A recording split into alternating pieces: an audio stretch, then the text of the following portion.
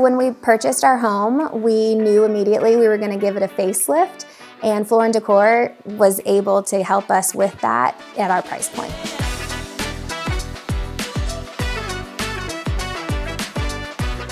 I'm a mother of two. I am a native Atlantan and an educator, and I have to have some kind of project happening at all times.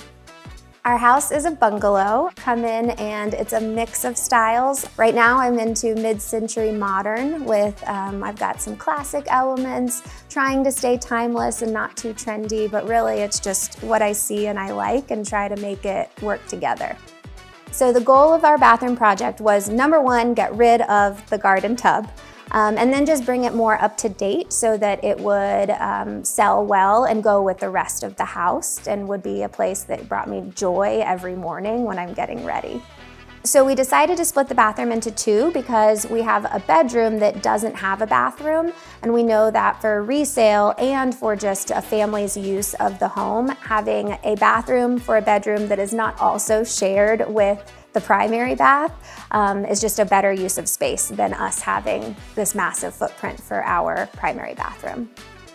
The best part about the project was going into it, I thought there was no way that having marble in the bathroom was part of the budget.